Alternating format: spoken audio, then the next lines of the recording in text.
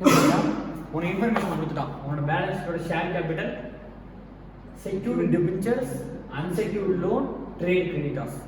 அப்புறம் அசெட்ஸ் பார்த்தீங்கன்னா land and building, other fixed asset, current asset, P&L. P&L debit balance. அப்புறம் contingent liabilities, இந்த liabilities கொடுத்தான். இப்போ ப்ரிப்பேர் ஸ்டேட்மெண்ட் ஆஃப் அஃபேர்ஸ் சொல்லிட்டான். ஸ்டேட்மெண்ட் ஆஃப் அஃபேர்ஸ் ப்ரிப்பேர் பண்ணலாமா? Statement of affairs for the year end, for the company, so on so எழுதி first list A assets not specifically pledged. கரெக்ட்டா? இதுல land and building pledged. அவன் கொடுத்துட்டான் land and building pledged கொடுத்துட்டான் இந்த இடத்துல. மீதி ரெண்டு assets எல்லாம் not pledged. அப்போ assets not specifically pledged இல்ல, other fixed assets, current assets வந்துருமா? இது ரெண்டு அசெட் தான ரியலைஸ் பண்ண போற. இதோட புக் வேல்யூ 20 lakhs, இதோட புக் வேல்யூ 45 lakhs. ஆனா ரியலைசபிள் வேல்யூ 1835. எதை எடுத்துப்ப? 1835 ரியலைசபிள் வேல்யூ. அதர் ஃபிக்ஸ்ட்ஸ் ஓட realisable value 18 lakhs. Current assets ஓட வேல்யூ 35 lakhs. 8 5 are 3 1 5 53 lakhs. இது லிஸ்ட் A. அடுத்தது list B. Assets specifically pledged. அதுல asset name, realisable value, liability, surplus or deficits. Land and building realizable value எவ்வளவு? 11 lakhs. 11 lakhs. Liability against என்ன liability இருக்குது? ஒரு secured debentures கொடுத்திருக்காங்கல, அப்ப எவ்வளவு இருக்காங்க? 10 lakhs. அப்ப surplus 1 lakh.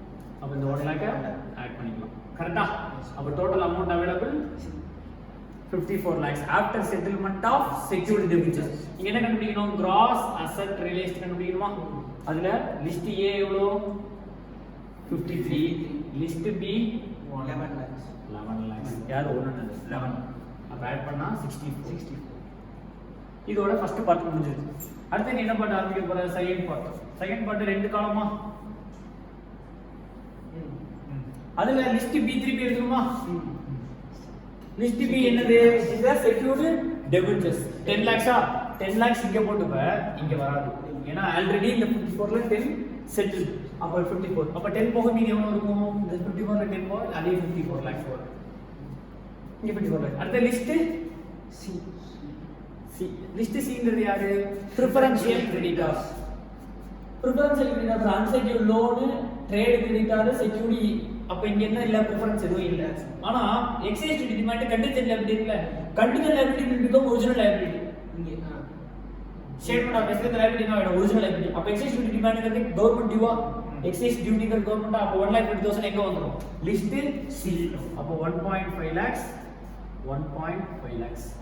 அப்ப இங்க 52.5 lakhs பேலன்ஸ். கரெக்ட்டா? லிஸ்ட் C என்னது? Preference creditor. அடுத்து என்ன போடுவா? List D. D இருக்கா? டெபிட்டர்ஸ் இருக்கு, பட் செட்டில் அது செக்யூர்ட்ல போச்சு. அப்ப லிஸ்ட் D அன்செக்யூர்ட் டெபிட்டர்ஸ் இல்ல. அப்போ லிஸ்ட் D இல்ல. அப்ப திருப்பி அதே 52.5. அடுத்து லிஸ்ட் C இருக்கா? List A B C D E இருக்கா? என்னென்ன E? இது போடாச்சு. இந்த அன்செக்யூர்டு பிளஸ் இந்த ட்ரேட் கிரெடிட்டார் எவ்வளவு? 55. 35 plus 20 55. 55 plus 1 56. இதுவும் ஒரிஜினல் லைபிலிட்டி ஆயிடும்ல. அப்ப 56 lakhs.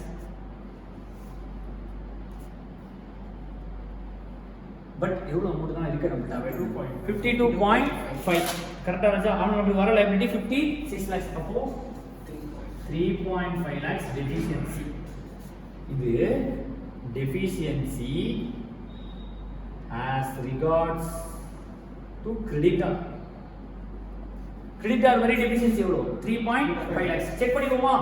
gross assets 64 lakhs.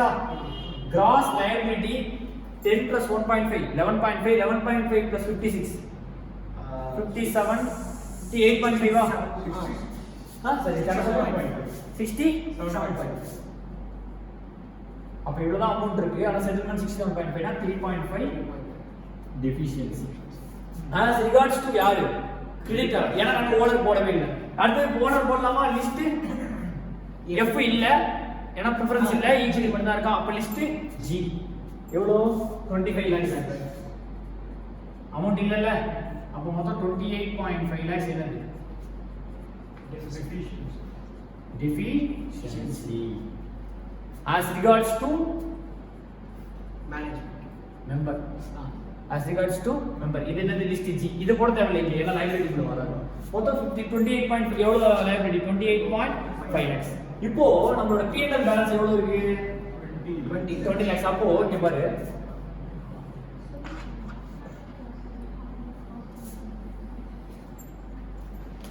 20 lakhs இங்க P&L ஓட லாஸ். இங்க டெஃபிஷியன்சி 28.5 lakhs. எப்படி 8.5 lakhs டெஃபிஷியன்சி எக்ஸ்ட்ராவா போச்சு?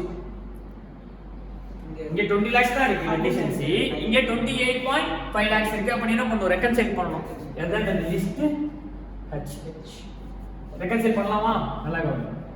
டெஃபிஷியன்சி as per books எவ்வளவு ராஜா? 20 lakhs. ஸ்டார்டிங் பாயிண்ட் 20 lakhs எடுத்து. இது எப்படி தெரியுமா 28.5 lakhs போச்சு? இந்த 20 lakhs எப்படி தெரியுமா 28.5 lakhs போச்சு? நல்லா கவனிங்க. லேண்ட் அண்ட் பில்டிங் 5 லட்சம் ரூபாய். ஆனா ரியல் எஸ்டேட் 11 lakhs. அப்ப எவ்வளவு lakhs எக்ஸ்ட்ரா வந்துச்சு? 6 lakhs. அப்ப 6 lakhs டெஃபிஷியன்சி குறஞ்சிருக்குமா? இந்த டெஃபிஷியன்சி 6 lakhs குறஞ்சிருமா? அப்போ ஆட் போட்டுக்கோ, லெஸ் போட்டுக்கோ. அமௌண்ட் அதிகமா ரிலீஸ் ஆனா உங்களுக்கு டெஃபிஷியன்சி குறையுமா ஏறுமா? குறையும்.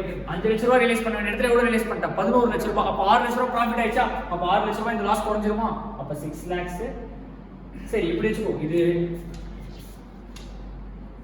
ப்ராஃபிட் லாஸ் னு வெச்சுக்கலாம். இந்த இடத்துல மைனஸ்ல போட்டுக்கோ. இது டெஃபிஷியன்சி தான், அது என்ன வெச்சுக்கோ? நெகட்டிவ்ல வெச்சுக்கோ. இப்போ நெகட்டிவ் 20 லட்சம் ரூபாய் நெகட்டிவ் இருக்கு. இந்த 6 லட்சம் ரூபாய் ப்ராஃபிட் வருதா?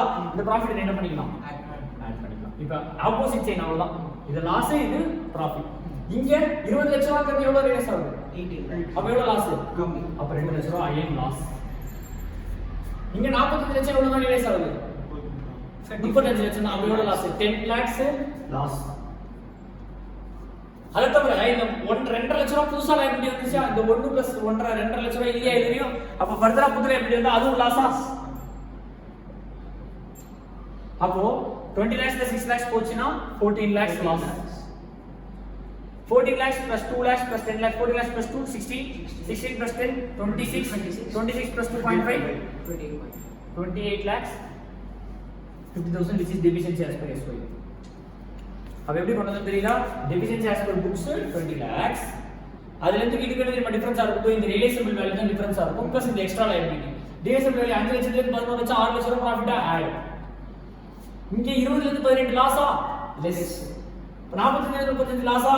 லெஸ். அப்புறம் இங்க என்ன இருக்கு? எக்ஸைஸ் டிவி இந்த ரெண்டு லைபிலிட்டி புது லைபிலிட்டி. அப்ப லாஸ் தான் புது லைபிலிட்டி 2.5 லெஸ். அப்ப 28.5 lakhs. இதுதான் ஸ்டேட்மென்ட் ஆஃப் அஃபேர்ஸ் ப்ரிப்பேர் பண்றது. இது ஏதாவது நீங்க வந்து கால்குலேஷன் ஏதாவது இருக்கா? ஜஸ்ட் மியர் பிரசன்டேஷன் மட்டும் தான். இந்த லிஸ்ட் H இது எப்படி வரும்? இன் கேஸ் ஆஃப் டெஃபிஷியன்சி மட்டும் தான். In case of sir surplus இருக்குனா நீங்க நிறைய வரலாம். டெஃபிஷியன்சி அக்கவுண்ட் நீங்க ப்ரிப்பேர் பண்ண தேவையில்லை. எதுக்கு மட்டும் ப்ரிப்பேர் பண்ணா போதும்? டெஃபிஷியன்சி இருந்தா மட்டும் என்ன ப்ரிப்பேர் பண்ணா போதும்? லிஸ்ட் H ப்ரிப்பேர் பண்ணா போதும். இல்லனா லிஸ்ட் G ஓட என்ன பண்ணிக்கலாம்? முடிச்சுக்கலாம். இது ஈஸியா 20 மார்க் கேட்போம். ஆமா, ஓல்ட் சிலபஸ்க்காக 16 மார்க். இது மட்டுமே 16 மார்க் கேட்போம். இதுவே இல்லாம இது மட்டும் 16 மார்க் வச்சு நீ ஃபார்மேட் கிளியரா எழுதணும். ஓகேவா? இது ஃபர்ஸ்ட் எழுதிடணும். நான் இப்போ இடம் இல்லைன்றதுக்காக இதை தனியாக பிரிச்சு போட்டிருக்கேன். இது எழுதி முடிச்சு கிராஸ் அசெட் எழுதிட்டு அடுத்து தனியாக 2 காலம்ல ஓப்பன் பண்ணணும். இது லைபிலிட்டி பர்டிகுலர்ஸ் அமௌண்ட். ஒரு அமௌண்ட் போக நீ டிடெக்ட் பண்ணி ரிமைனிங் பேலன்ஸ் காட்டிக்கிட்டே வரணும். கிரெடிட்டார் முடிச்சதுக்கு அப்புறம் லிஸ்டிங் முடிச்சதுக்கு அப்புறம் டெஃபிஷியன்சி சர்ப்ளஸா காட்டணும். அப்புறம் மெம்பர் முடிச்சதுக்கு அப்புறம் டெஃபிஷியன்சி சர்ப்ளஸ் ரெண்டு இடத்துல டெஃபிஷியன்சி சர்ப்ளஸ் காட்டணும். கிரெடிட்டாரோட லெஃப்ட் சைடு முடிச்சுக்கணும். திருப்பி எழுதக்கூடாது. எதோட நீ படிக்கணும்? கிரெடிட்டாரோட லெஃப்ட் சைடு நீ படிக்கணும். ஏன்னா அந்த இடத்துல cross asset minus cross liability deficiency as regards to creditors. புரியுதா ராஜா? இப்போ இதுதான் ஸ்டேட்மென்ட் ஆஃப் ஃபேஸ். ஏதாவது டவுட் இருக்கா? புரியுதா? அடுத்த கான்செப்ட் போலாமா?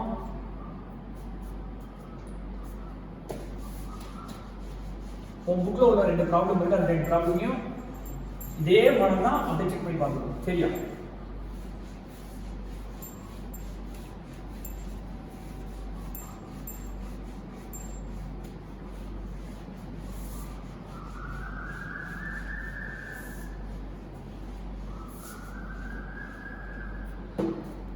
Next concept, liquidate or final statement. Next concept is liquidate or final statement. Liquidate or final statement ஒரிஜினலா statement பார்க்கிறதுக்கு முன்னாடி யாருக்கு பணம் ஃபர்ஸ்ட் கொடுக்கணும் தெரிஞ்சாதான் நம்ம பணம் கொடுக்கவே முடியும். அப்ப liquidate or final statement நார்மலா எப்படி இருக்கும்? It's like receipts and payments. வேற receipts and side வந்து என்ன அசெட் ரிலீஸ் பண்றதுக்கு பேமெண்ட் யாருக்கு சார் ஃபர்ஸ்ட் கொடுக்கிறது? ஃபர்ஸ்ட் பேமெண்ட் யாருக்கு கொடுக்கிறது? ஆர்டர் ஆஃப் ரீபேமெண்ட் படிக்கணும். Order of repayment. First payment வாங்குறது செக்யூர்ட் கிரெடிட்டார். ஃபர்ஸ்ட் பேமெண்ட் வாங்குறது யாரு? செக்யூர்ட் கிரெடிட்டார் தான் ஃபர்ஸ்ட் பேமெண்ட். அவனுக்கு ஃபர்ஸ்ட் பேமெண்ட் கொடுக்கவே மாட்டான். அவன் எடுத்துட்டு போறதா நமக்கே கிடைக்கும். அவனோட ரிசிப்ட்ல காமிச்சு பேமெண்ட்டா காட்டவே மாட்டான். ரிசிப்ட்லயே 20 லட்சம் ரூபாய் மைனஸ் 14 லட்சம் மீதி 6 லட்சம் காட்டுது. சொல்றது புரியுதா? 20 lakhs asset realised, 16 lakhs liability settled, கையிலே எவ்வளவு தான் கிடைச்சிருக்கும்? 4 lakhs. இங்க 20 அங்க 16 காட்ட மாட்டேன். டெபிட் சைடுல என்ன பண்ணிடுவ நீ? வர காசு உனக்கு எவ்வளவு கிடைக்கும்? 4 lakhs தான் கிடைக்கும். அப்ப செக்யூரிட்டி கிரெடிட்டாருக்கு நீ பேமெண்ட் கொடுக்குற ஆள் கிடையாது. பட் அவன் ஃபர்ஸ்ட் பேமெண்ட் எடுத்துக்கிறான். அதனால நான் ஃபர்ஸ்ட் எடுத்துக்கிறேன். ஃபர்ஸ்ட் யாரு? Security creditor. அடுத்தது யாருன்னு கேட்டீங்கன்னா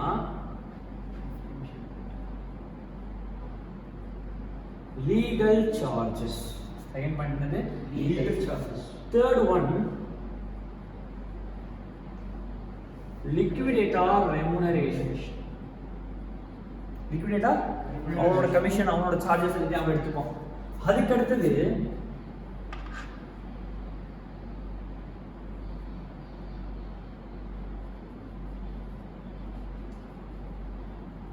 preferential creditors. அது யாரு? preferential creditors. அடுத்தது debentures, unsecured and floating. Unsecured and floating. அடுத்தது unsecured creditors. அடுத்தது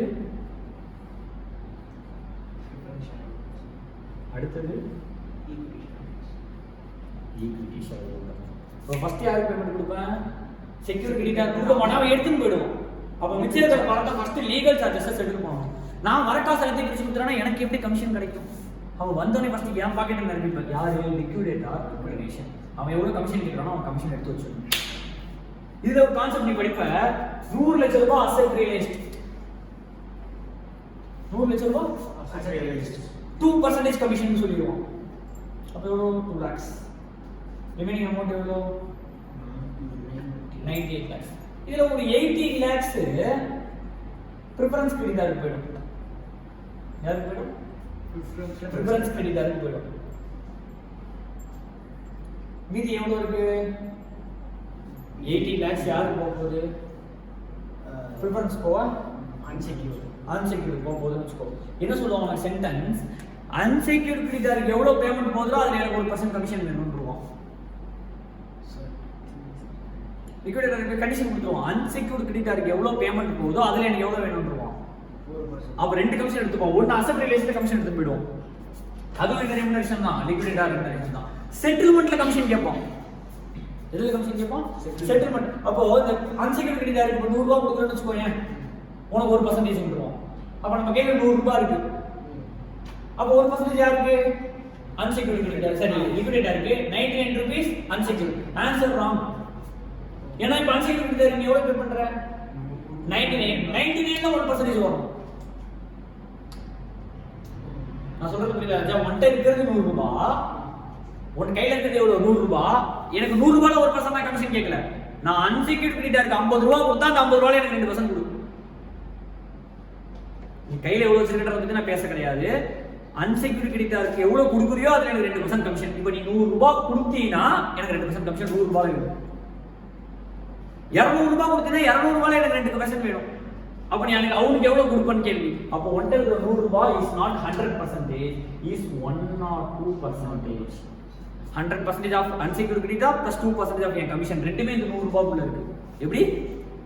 100% ஆஃப் அன்செக்யூர்ட் கிரெடிட்டார் 2% ஆஃப் என்னோட கமிஷன் ரெண்டுமே இந்த 100 ரூபாய்க்குள்ள தான் இருக்கு. அப்ப ரெண்டுமே சேர்ந்தா எத்தனை பர்சன்டேஜ்? 100. அப்ப 100 டிவைடட் பை 100% போடு.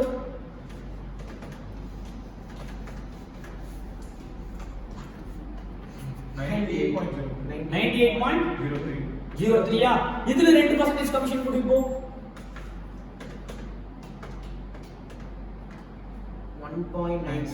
1.96 ஆ? இது ரெண்டுத்தையும் ஆட் பண்ணா 100. அப்போ அவனுக்கு 98.03 கொடு. அதுல 2% கான்ட்ரிபியூட் பண்ணா எனக்கு எவ்வளவு வரும்? 1.96. அப்போ நீ அவனுக்கு 100 ரூபாய் கொடுத்தீனா எனக்கு 2 ரூபாய் கொடுக்கிறது காசு இருக்காது. ஏன்னா இருக்கிறதே 100 ரூபாய். அந்த 100 ரூபாய் அவன்கிட்ட கொடுத்துட்டேன்னா எனக்கு காசு கிடைக்காது. அப்ப 100 ரூபாய் அவனுக்கு எவ்வளவு கொடுக்கணும்னா 100 ரூபாய்ங்கிறது எத்தனை பர்சன்டேஜ் எடுத்துக்கணும் 1 or 2% எடுத்தா அப்ப 100% எவ்வளவு கிடைச்சிரும் 98.03. அப்ப 98.03 அவனுக்கு கொடு, அதுல 2% எனக்கு. இப்ப வேற ஒரு கணக்கு சொல்றியா என்கிட்ட 1000 ரூபீஸ் இருக்கு, நான் ஆகாஷ் எவ்வளவு பே பண்ணாலும் எனக்கு 8% கமிஷன் வேணும்ட்டேன். ஆகாஷ் நீ எவ்வளவு வேணா பே பண்ண, இப்ப இந்த பணத்தை எனக்கு அஜய் கிருஷ்ணா கொடுத்துருக்கான், அவன் சொல்லிட்டான் நீ 8% கமிஷன் எடுத்துக்கோ, எவ்வளவு பணம் ஆகாஷ்ட கொடுக்குறியோ அந்த 8% கமிஷன் எடுத்துக்கோங்க. இப்ப என்கிட்ட இருக்கிற 1000 ரூபாய் நான் ஆகாஷ்ட கொடுத்துட்டேன்னா எனக்கு எப்படி கமிஷன் கிடைக்கும்? 8% கிடைக்காது. அப்ப 8% எடுத்துட்டேன்னா அவனுக்கு என்னால என்ன பண்ண முடியாது, ஒரு அமௌண்ட் கொடுக்க முடியாது. அப்ப நான் என்ன பண்றேன், இந்த 1000 ரூபாய் சேர்த்து எத்தனை percentage 108%, 100% of Aakash money plus 8% of என்னோட கமிஷன், ரெண்டுமே இந்த 1000 ரூபாய்க்குள்ள தான் இருக்கு. இந்த சிக்கன் இதுல 35 கோழி இருக்குன்ற மாதிரி இந்த 1000 ரூபாய்க்குள்ள அவனுக்கு கொடுக்க வேண்டிய 100% இருக்கு, என்னோட 8% தான். அப்ப எத்தனை பர்சன்டேஜ் 108%. அப்ப 1000 டிவைடட் பை 108% போடு 925. அப்போ பே 925 டு ஆகாஷ், அதுல 8% கமிஷன் கால்குலேட் பண்ணா 75. அப்போ 1000 ரூபீஸ் ரவுண்ட் ஆயிடுச்சு. அப்ப 925 நான் ஆகாஷ்ட கொடுப்பேன், 75 ரூபாய் நான் எடுத்துப்பேன். இப்போ அவனுக்கு கொடுத்த 925 ல 8% கமிஷன் பண்ணினா 75 வரும். அப்ப இந்த கான்செப்ட் எதுக்குள்ள யூஸ் பண்ணணும், லிக்விடேட்டர் ரெமுனரேஷன்ல யூஸ் பண்ணணும். லிக்விடேட்டர் ரெமுனரேஷன் ரெண்டு கிளாசிஃபை பண்ணிருக்கோம். என்ன, ஒன் இஸ் அசெட் ரியலைஸ்டு பேசிஸ்ல எவ்வளவு அசெட் ரியலைஸ்ட் ஆகுதோ except cash and cash equivalence. Cash equivalence நம்ம ரியலைஸ் பண்ணது அப்படி இருக்கு. பேங்க் பேலன்ஸ் இருக்கு எழுதுறதுலாம் ரியலைஸ் ஆகும். லேண்ட் அண்ட் பில்டிங் இருக்கு, வித்தா சண்டே டெண்டாஸ் இருக்கு, அவன் வந்து கலெக்ஷன் பண்ணா, ட்ரேட் ரிசீவபிள்ஸ் இருக்கு, கலெக்ஷன் பண்ணானா அது ஒரு கலெக்ஷன் ரிசீவபிள் ரியலைஸ்டுன்னு ஏதாவது கான்செப்ட். என்கிட்ட கேஷ் பேலன்ஸாவே இருக்கு, அதை அவன் ரியலைஸ் பண்ணா கிடையாது. அப்போ கேஷ் பேலன்ஸ் தவிர மீதி எல்லா அசெட்டுக்கும் அவனுக்கு என்ன கொடுக்கணும், கமிஷன் கொடுக்கணும். ஒரு இடத்துல தப்பு பண்ணிடக்கூடாது. அசெட் ரியலைஸ்ட்ல 12 lakhs realised, 6 lakhs settled, 6 lakhs secured credit மீதி 6 lakhs போட்டுருப்பாரு. அசெட் ரியலைஸ்ட்ல இந்த 6 எடுத்துக்கூடாது, இந்த 12 எடுத்துக்கிட்டு 12. நான் சொல்றது புரியுதா ராஜா? இப்போ நீ வரிசையா எழுதின ஒரு flat machinery land and building எல்லா அசெட்டும் டைரக்ட் வேல்யூ எழுதிருப்ப. லேண்ட் அண்ட் பில்டிங் மட்டும் தெரிஞ்சிருந்துச்சுனா 12 - 6 6 எழுதிருப்பல.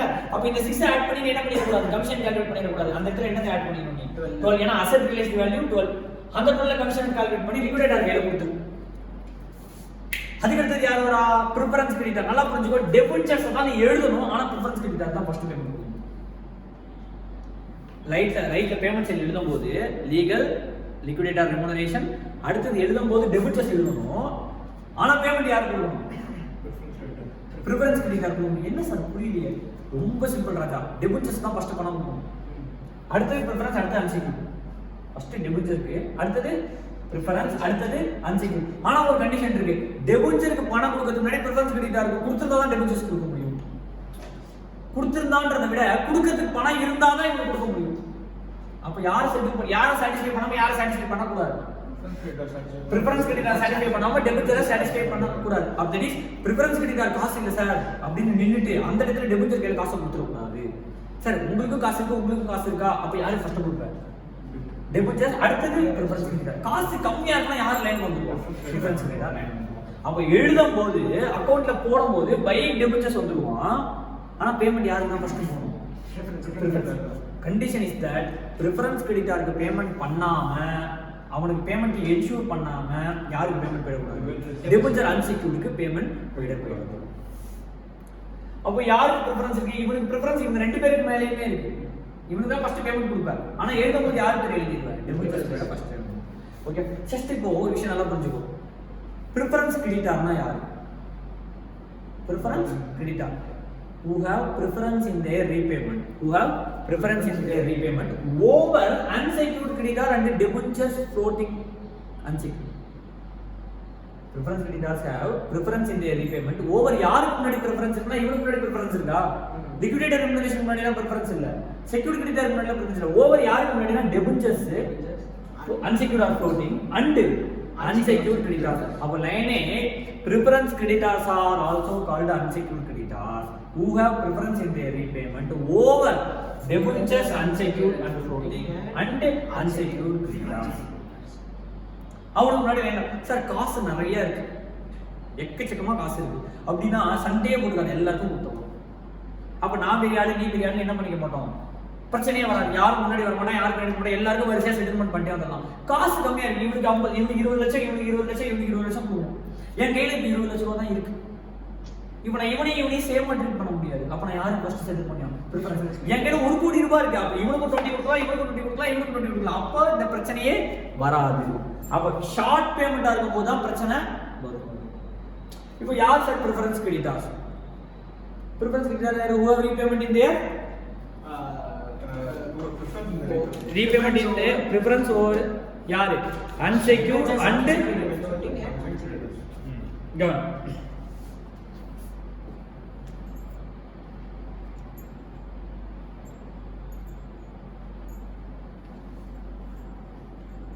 Gone.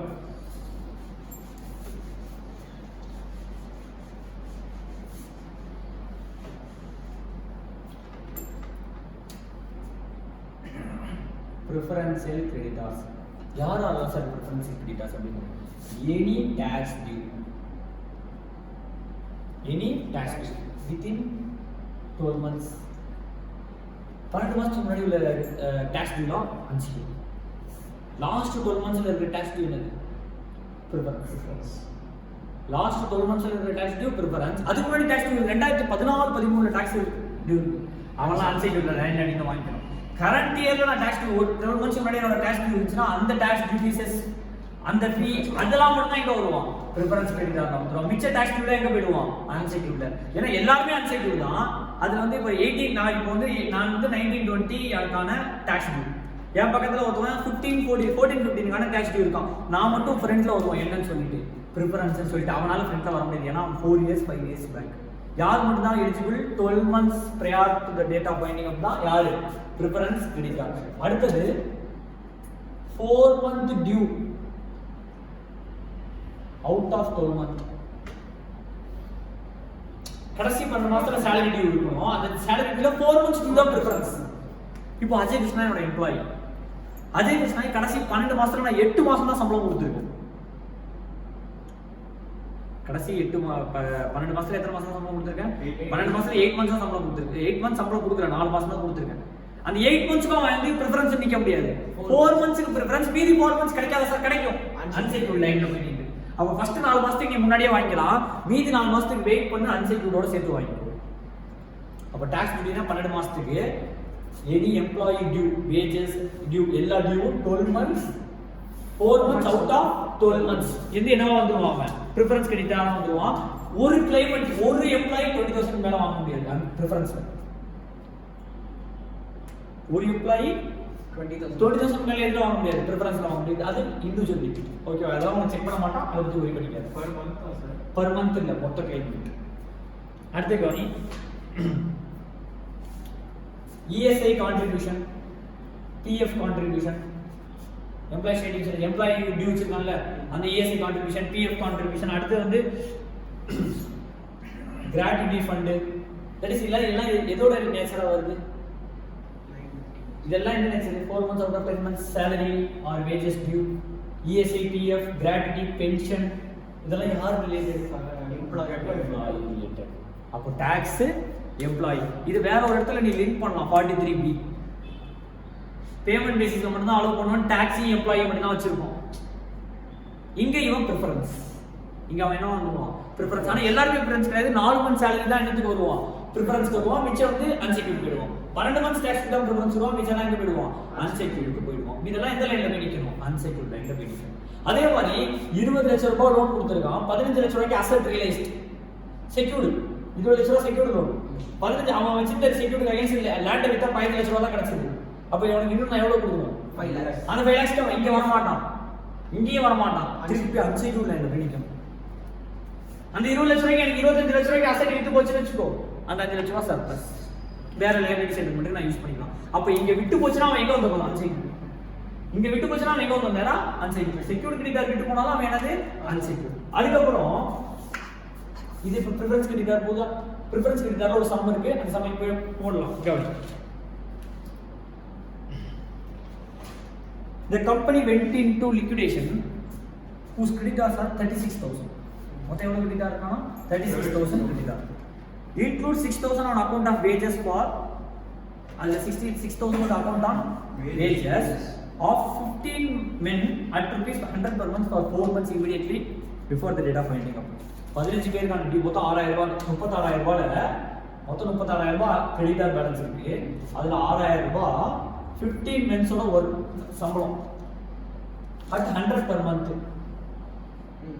for 4 months கொடுக்கல.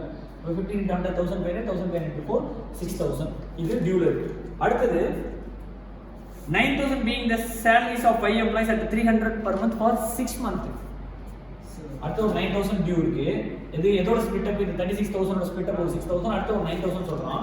9000 பாத்தீங்கன்னா 5 எம்ப்ளாயியோட 300 per month salary for 6 months. 5 6 are 30 30 into 300 9000 இங்க டியூ இருக்கு. அடுத்து rent for godown for last 6 months 3000. 6000 வந்து 2000 into 3 rent preference ஆ? rent preference ஆ படிச்சோமா? இல்ல. அப்ப rent preference கிடையாது. workman due preference 4 மாசத்துக்கு உண்டு. EU preference ஆனா 6 மாசத்துக்கு கிடையாது. எத்தனை மாசத்துக்கு தான்? 4 months தான். அப்ப நம்ம கால்குலேட் பண்ணனும் எவ்வளவு preference. அடுத்து என்ன கொடுத்திருக்கான்? income tax deducted out of salary employee 1000, director fees 500. 1000 வந்து income tax deducted, director fees 500.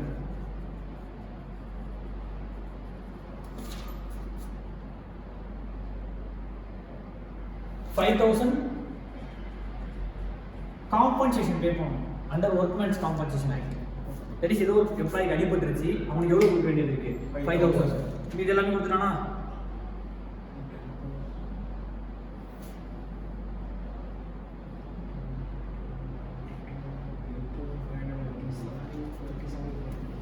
இது வந்து 1000 income tax deducted on salary. இந்த 500 director feesல TDS டிடக்ட் பண்ணுது. அது என்னது? director feesல TDS டிடக்ட் பண்ணுது. இப்போ எதுதெல்லாம் preference னு கேக்குறோம். preference கால்குலேட் பண்ணலாமா? இதுல ஃபர்ஸ்ட் பாரு. tax duty-யா? taxல இது வந்துரும், இது வந்துரும். that is salary கொடுத்ததுல TDS புடிச்சிட்டு கவர்மெண்ட் கட்டாம எவ்வளவு வச்சிருக்கு? 1000.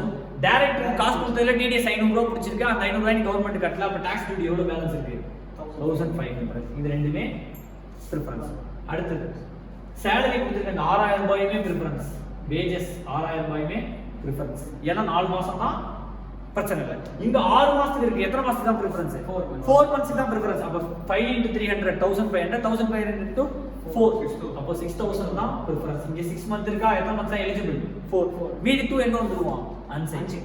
இந்த 6000 rent வருமா? rent இந்த இப்போ இது வராது, preference கிடையாது. அப்ப இது compensation actல வரும். அப்ப 5000 compensation act. அப்போ 12 17 18500 preference ஆ?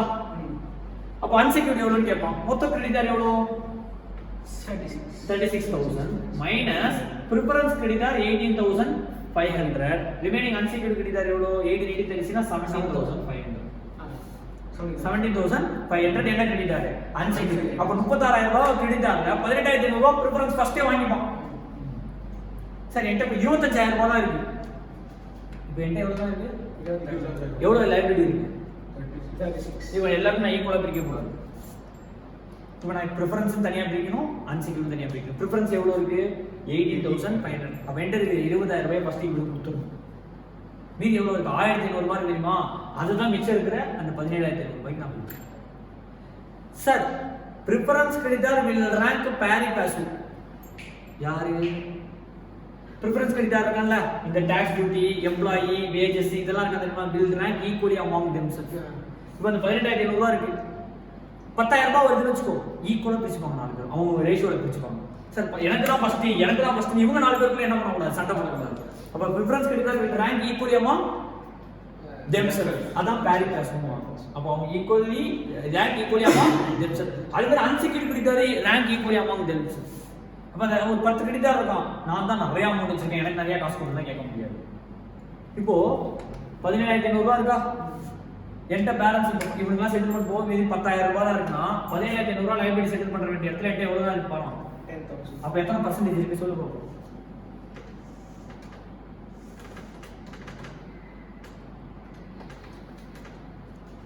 70% தான் 70. 10 by 17.3 போடுறா. 10 by 17.3 into 100. 57.14. தப்பா ஆன்சர் சொல்லுங்க. 10 by 17.5 into 100 57.14%. அப்போ இப்போ இந்த 17,500 ஸ்ப்ளிட் அப் எப்படி இருக்கும்? ஆகாஷ் 7,000, அரவிந்த் 6,000, 13,000 ஆச்சா, ஸ்ரீராம் 3,000, 16,000 ஆச்சா, விக்ரம் 1,500, 17,000. இப்படி தானே ஸ்ப்ளிட் அப் இருக்கும். இந்த 17,000 இப்படி தானே ஸ்ப்ளிட் அப் இருக்கும். என்கிட்ட எப்படி இருக்கு? எவ்வளவு பணம் இருக்கு? 10,000 தான் அவைலபிள். இப்போ 10,000னா இவனுக்கே கொடுத்துட முடியாது. இவனுக்கு 7,000, இவனுக்கு 3,000 பிரிச்சா இவன் ரெண்டு பேரும் சும்மா இருக்க மாட்டான். அப்ப என்ன பண்ணணும்? எவ்வளவு பர்சன்டேஜ் என்னால ரீபேமெண்ட் பண்ண முடியும்? 57%. அப்ப இவனுக்கு 57%, இவனுக்கு 57%, இவனுக்கு 57%, இவனுக்கு 57%. இந்த 57% ஆட் பண்ணா கரெக்ட்டா எவ்வளவு வரும்? 10,000. அப்போ unsecured creditor will rank equally among themselves. Preference creditor will rank equally among themselves. கம்மியா பணம் வந்துச்சுனா அவங்க ஈக்குவலா அவங்க ரேஷியோ என்ன பண்ணிப்பாங்க? பிரிச்சுப்பாங்க. 7:6:3:1.5 ல பிரிச்சுப்பாங்க. அவங்களுக்குள்ள என்ன பண்ண கூடாது? சண்டை போட கூடாது. அவங்களுக்குள்ள யாரும் டாக்ஸ் டியூட்டி தான் ஃபர்ஸ்ட், அடுத்தது எம்ப்ளாயின்ற மாதிரி எந்த பிரச்சனையும் கிடையாது. அப்ப ஃபர்ஸ்ட் யார் லிக்விடேட்டர் ரெமுனரேஷன் முடிச்சா, பிரெஃபரன்ஸ் கிரெடிட்டார் யாரு? Who have repayment over debentures and unsecured பார்த்தோமா? அன்செக்யூர்ட்ல பிரெஃபரன்ஸ் கிரெடிட்டார் யாரான்னு பார்த்தாச்சு. Preference creditor will rank equally among themselves பார்த்தாச்சு. அடுத்தது டெபென்ச்சர்ஸ். டெபென்ச்சர்ஸ் தான் மூணு இருக்கும். Fixed, floating, unsecured. Fixed, floating, unsecured. இதுல அன்செக்யூர்ட் இங்க வந்துருவோம். ஃப்ளோட்டிங் சார்ஜ் இங்க வருவோம். என்ன charge? Floating charge. Sir floating charge தான் ஆல் அசெட்ஸ் அப்படினா பர்టిక్యులர் அசெட் மேல பிளட்ஜ் கிடையாது. லேண்ட் அண்ட் பில்டிங் வித்தா என்கிட்ட கேட்கணும்ன்ற மாதிரிலாம் கிடையாது. எல்லா அசெட் மேலயும் நான் பிளட்ஜ் வச்சிருப்பேன். அதான் ஃப்ளோட்டிங் சார்ஜ். பர்టిక్యులர் அசெட் இப்போ லேண்ட் அண்ட் பில்டிங் அது வித்தா என் மேல தான் இருக்கணும். அந்த ப்ராப்பர்ட்டி விற்கும்போது என்ன கூப்பிடணும், அதுல இருந்து வர காசு எனக்கு கொடுத்ததுக்கு அப்புறம் தான் நீ மிச்சம் எடுத்துக்கணும் அப்படின்றது ஃபிக்ஸ்டு சார்ஜ். அவன் இல்லாம என்ன பண்ண முடியாது? அசெட்டை விற்க முடியாது. இவன் வச்சிருக்க சார்ஜ் ஃப்ளோட்டிங் சார்ஜ். அவன் ஸ்டாக் மேல வச்சிருப்பான். எது மேல வச்சிருப்பான்? ஸ்டாக் மேல. அப்ப ஸ்டாக் மேல வச்சிருக்கானா ஸ்டாக்கு இதான் வேல்யூ டெய்லி சொல்ல முடியுமா?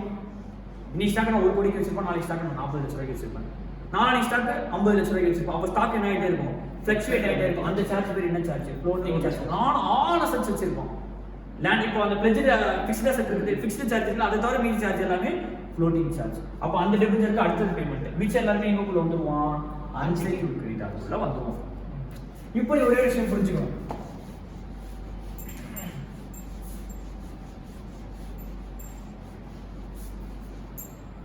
Two charge on same asset. Two charge on same asset. ஒரு property value 12 crores. Charge 1 created by Akash. Charge 2 created by Ajay Krishna. ரெண்டு சார்ஜ் கிரியேட் பண்ணிருக்கோம் ஒரே ப்ராப்பர்ட்டி மேல. தட் இஸ் ஒரு ப்ராப்பர்ட்டி வச்சா எத்தனை லோன் வாங்கியிருக்கேன்? 2 லோன். ஆகாஷ்க்கு ஒரு 4 கோடி ரூபாய், அஜய் கிருஷ்ணாட்ட ஒரு 6 கோடி ரூபாய் பணம் வாங்கிட்டேன். ஒரே ப்ராப்பர்ட்டியை வச்சு 2 பேர்ட்ட லோன் வாங்கிட்டேன். வாங்கலாம். ஃபர்ஸ்ட் ஃபிக்ஸ்டு சார்ஜ் தான் 2 பேர்ட்ட வாங்கிட்டேன். இப்போ இந்த 12 கோடி ரூபாய் அசெட் 10 கோடி ரூபாய் ரிலீஸ் ஆகுது. சரி, 12 கோடி ரூபாய் அசெட் 8 கோடி ரூபாய் ரிலீஸ் ஆகுது. இந்த 8 கோடி ரூபாய் நான் இவனுக்கு பணம் பிரிச்சு கொடுக்கணும். கிடையாது. நல்லா புரிஞ்சுக்கோ. அசெட் கிரியேட் பண்ணும்போது, சார்ஜ் கிரியேட் பண்ணும்போது, if Akash is first charge, Ajay Krishna is second charge na first 4 lakhs கொடுத்துட்டு மீதி 4 lakhs இங்க கொடுக்கணும். They have equal charge na 8 lakhs ரெண்டா பிரிக்கணும். 4 lakhs 4 lakhs. நான் சொல்றது புரியுதா? அசம்ப்ஷன் இங்க மாத்திக்கிறீங்க, சும்மா மாத்திரா. 5 lakhs இருக்குன்னு வெச்சுக்கோ.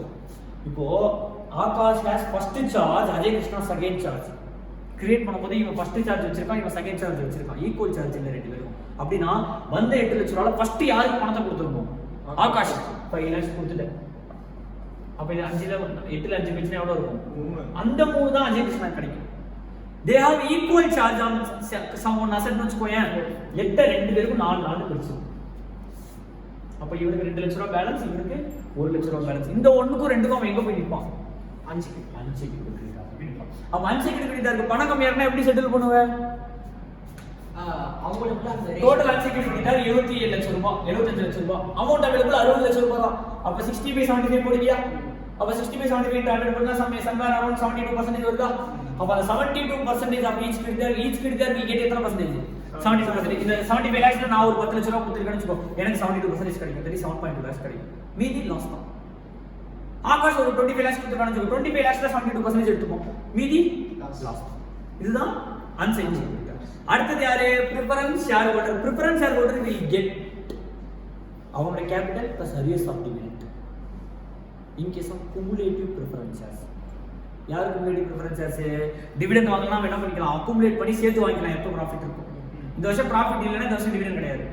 நான் குமுலேட்டிவ்னா நெக்ஸ்ட் இயர் ப்ராஃபிட்னா நெக்ஸ்ட் இயர் டிவிடெண்ட் கொடுப்பேன், இல்லைன்னா நெக்ஸ்ட் இயர் கிடையாது. குமுலேட்டிவ்னா இந்த வருஷம் டிவிடெண்ட் வாங்கலையா, இந்த வருஷம் டிவிடெண்ட் நெக்ஸ்ட் இயர்ல சேர்த்து வாங்கிக்கோ. அதான குமுலேட்டிவ் ப்ரிஃபரன்ஸ் ஷேர்ஸ்.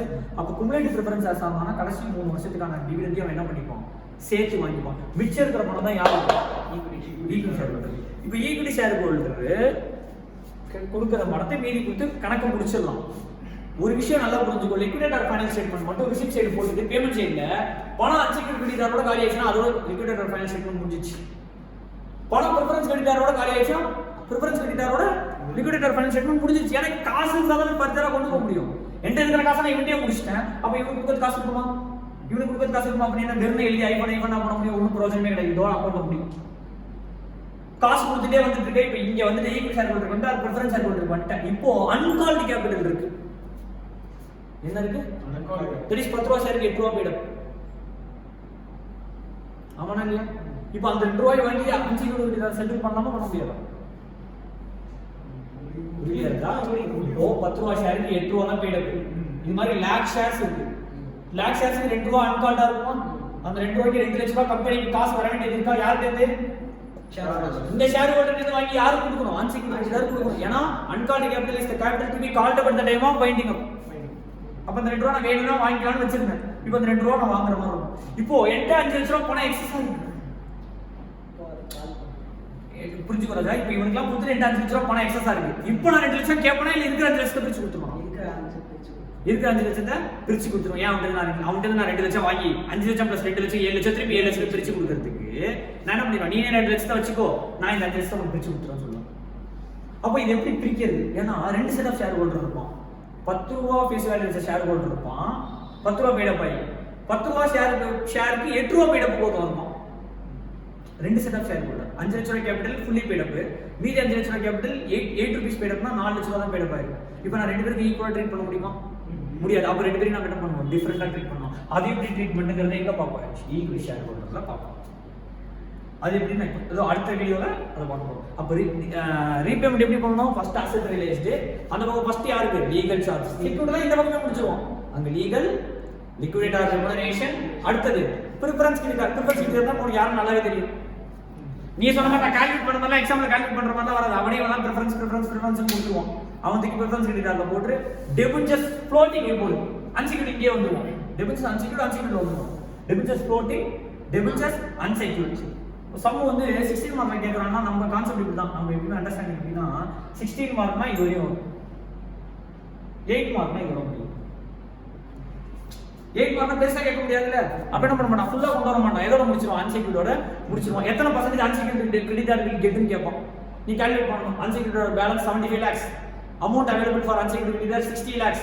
அப்ப 75 lakhsல 60 lakhsனா 80% தான் வில் கெட் அப்படி சொல்லி நீ ஆன்சர் முடியும்.